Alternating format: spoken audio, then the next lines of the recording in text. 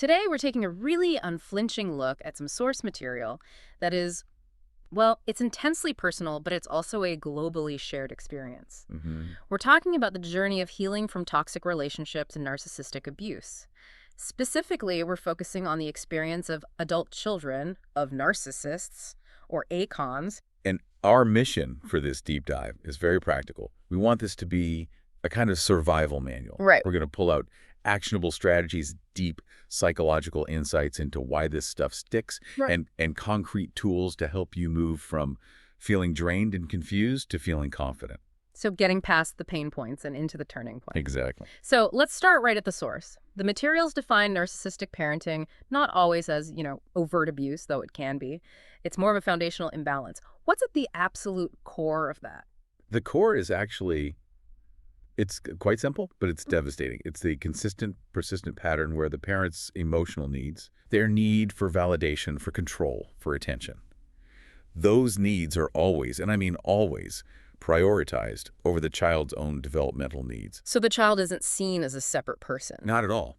They're an extension, Yeah. a trophy, or just a source of what we call narcissistic supply, a source of attention. And the behaviors that come from that core imbalance, that's what creates the lasting damage. I think we all have this caricature of a narcissistic parent in our heads, but the sources draw a really vital distinction between two main types. They do, and it's a critical one. You have the classic, very visible, grandiose narcissist. Stereotypes. Stereotype, yeah.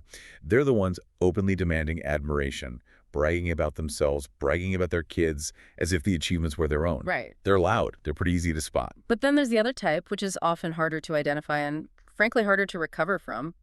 The vulnerable or covert narcissist.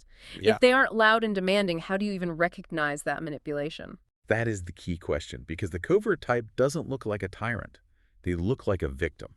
They often present as the martyr, the one who sacrificed everything for the family. They control through these profound guilt trips, passive aggression, manufactured crises. Making the child feel responsible for the parent's happiness. Yes. If you constantly have to soothe them, rescue them, or just feel intensely sorry for them, that is a form of covert control. That reframes the entire dynamic. It's not just about what they demand from you, but what they force you to give them emotionally. Precisely. And before we can even get to recovery, we have to talk about the psychological defenses people use to minimize their own pain.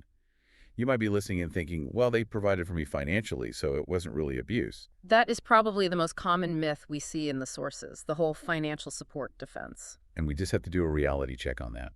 Meeting physical needs, food, clothes, a roof over your head, it does not and it cannot erase the psychological harm from emotional neglect or manipulation. You can be physically cared for, but emotionally wounded. Severely wounded. And the second myth, which is such an emotional trap, is other people had it worse, so I shouldn't complain. The trauma competition. Right? Trauma is not a competition. The sources are so emphatic on this point. Emotional abuse leaves real, measurable wounds.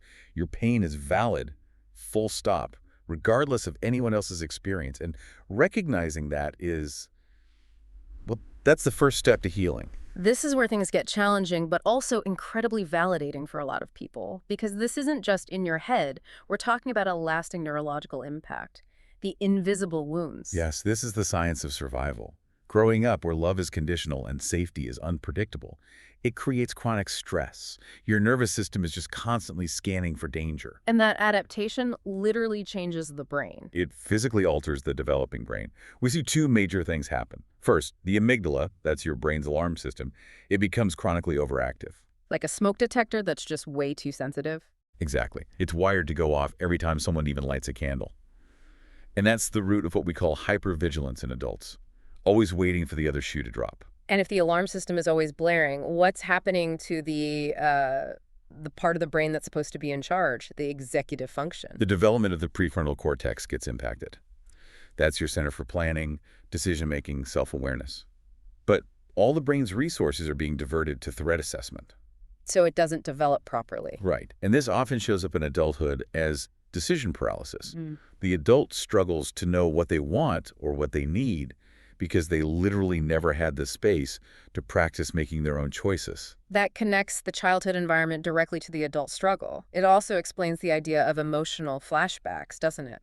It does. An emotional flashback isn't seeing an image of the past. It's being suddenly flooded with feelings. Terror, shame, helplessness. Feelings that are completely disproportionate to what's happening now, but they're echoes of overwhelming emotions from your childhood. A small critique at work can suddenly make you feel like a worthless, helpless child again. When you look at it through that lens, all of these survival patterns suddenly make perfect sense. What are some of the key ACON patterns that, helped you survive as a kid but really hold you back as an adult? Well, three patterns really stand out. The first is people-pleasing, which is fueled by that hypervigilance we just talked about. Okay. The child learned, my safety depends on keeping my parent happy. So the adult just continues that pattern, sacrificing their own needs to keep the peace. And then there's that intense pressure to achieve, coupled with never, ever feeling good enough. That's the 1-2 punch of perfectionism and imposter syndrome. Yeah. Love was conditional on performance. If you're perfect, you might be safe from criticism. So you become a high achiever, but you live with this chronic, paralyzing fear that you'll be exposed as a fraud. And the last one. The struggle with identity and boundaries.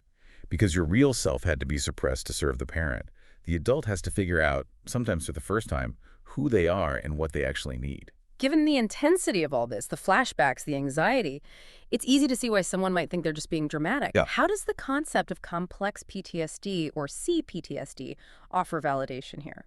CPTSD is the critical piece of the puzzle. Traditional PTSD is usually from a single, isolated event. Right. Complex PTSD comes from repeated, ongoing trauma, especially when it involves the people who are supposed to keep you safe, your caregivers.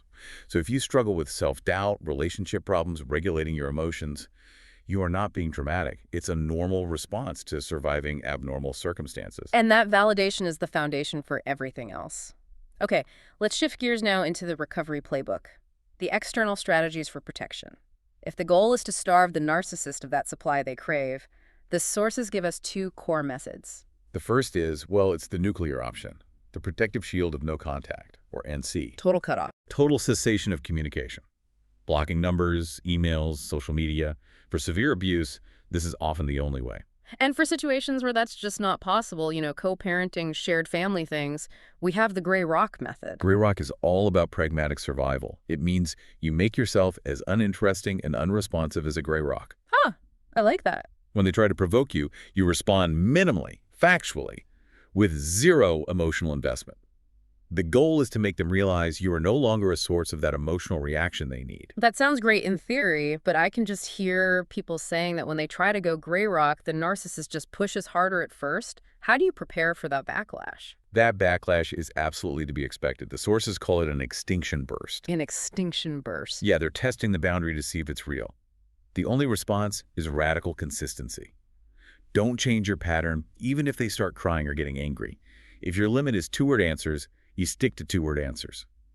Eventually, they learn. And when we're setting these boundaries, we have to avoid what the sources call JE.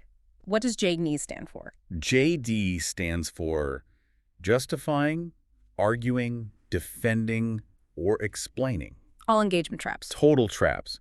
Narcissists are masters at turning your own explanation into a loophole to manipulate you. Yeah. If you say, I can't come to Christmas because I need to protect my mental health, you've just given them ammunition. They'll just attack your mental health. Immediately. Or accuse you of being selfish. So what's a JD-free response to why are you being so distant? Simple, final, and emotionless. I'm not discussing this. Or I've made my decision. You state a fact, you don't invite a debate. That takes some serious mental fortitude. Okay, what about the secondary pressure? The flying monkeys, the family members who call you up and say, you need to forgive them, they're your mother. Ugh, the flying monkeys are so hard because they often sound like they genuinely care about family unity. The strategy is to gray rock the monkey too. You use a clear boundary statement about the relationship itself. A good script is, I appreciate your concern, but my relationship with my mom is not up for discussion. And then you immediately change the subject. The weather, the game, anything neutral. Don't take the emotional bait. Never. Okay, we have our external shields up. Now let's go deeper to the internal work. This really starts with processing a very specific, very painful kind of grief. This is the grief of the ACON, which is what we call an ambiguous loss. You're grieving the parent you needed but never had. The fantasy parent. The fantasy of the loving, supportive parent. And because the actual person is still alive, Society tells you that you should just get over it, which makes the grief so complicated and invisible. You're mourning the stolen childhood, the person you could have been if you hadn't been suppressing yourself to survive. How do you even begin to navigate that? You give yourself permission to feel it. All of it. You recognize you're not rejecting a person, you're grieving the loss of a healthy relationship. And that grief will come in waves, long after you've set your boundaries. That grief, I imagine, feeds the internalized critical parent, that voice inside that just continues the parent's harsh judgment. You're fundamentally flawed or you always mess things up. That internalized critic is the trauma living on inside you. To fight it, you have to consciously develop a compassionate voice. The sources suggest two great techniques. First is the friend test. Okay. Ask yourself, would I ever speak to my best friend the way this voice is speaking to me right now? The answer is always no. And the second technique. The evidence test. When the critic says, you're so stupid for making that mistake, you stop and you ask, what is the actual evidence for that catastrophic judgment? Usually the evidence is just a minor error. You separate the mistake from the devastating conclusion. You deflate its power. That leads right into reclaiming your identity, moving away from that chameleon effect you mentioned. The chameleon effect is that habit of changing your personality or opinions to fit in, because you learned that approval equals safety. Right.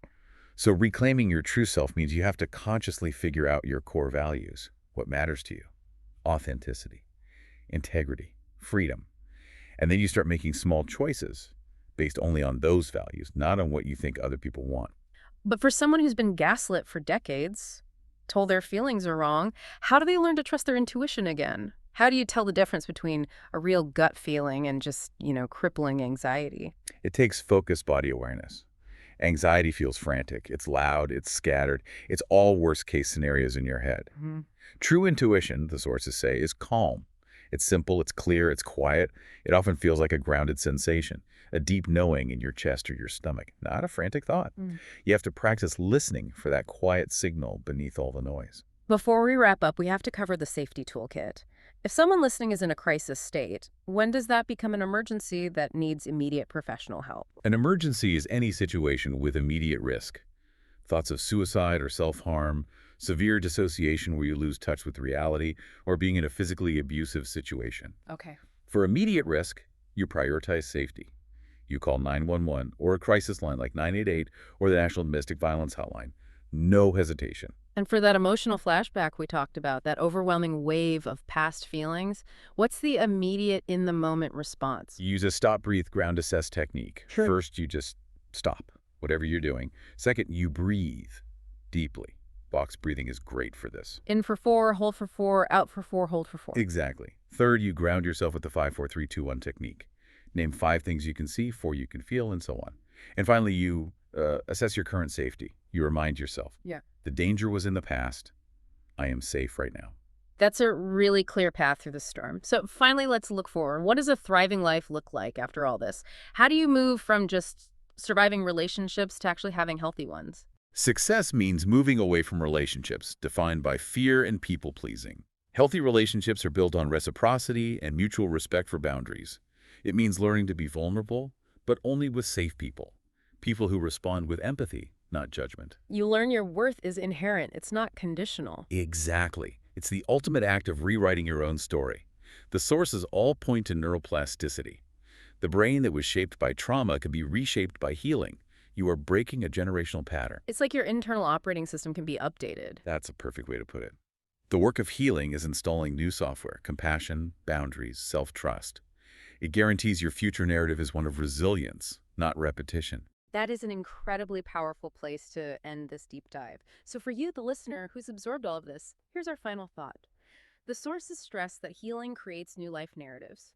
You move from victim to hero. If you committed right now to living exclusively from that new empowered narrative, what is the single biggest old story, that core lie the critic tells you, that you must commit to releasing today? Something to think about as you continue to build your authentic, empowered life.